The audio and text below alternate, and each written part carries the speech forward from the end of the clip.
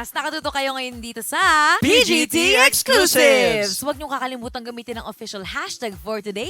Kasama ninyo ngayon, Lorraine Galvez. And it's me, Wise Estabilio. At ngayon kasama natin si Adrian Gamboa!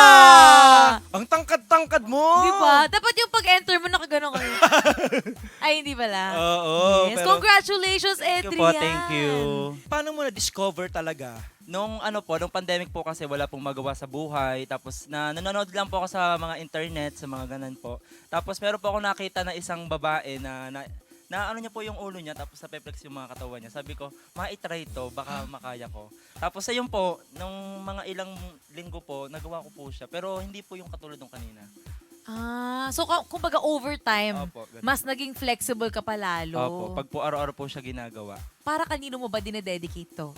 Ayun po, para po sa pamilya ko po, at saka po sa mga kapatid ko pong pinag-aaral ko po. Ay, panganay ka ba? Pangalawa po, pero po yung panganay po namin may sarili na pong pamilya. Kaya ikaw na Ako ang na po, umaako. So ikaw na parang nag-step up Opo. for the family. Opo, tinutulungan ko po yung nanay ko po. Oh, hindi lang siya flexible sa kanyang katawan, flexible din siya sa totoong buhay. Actually, I love totoo it. yan. Pero alam mo, gusto ko lang din malaman, ano ba yung reason bakit ka sumali ng Pilipinas Got Talent? Ayun nga po, dati po kasi nung mga panahong wala pa po akong na anong talent po sa sarili ko.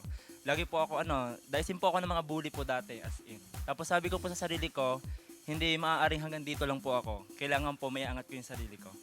Ganun po. Gandang mindset nun ha. Hindi ba? Hindi porket ito yung mga sinasabi ng tao sa'yo, titigil ka na lang doon.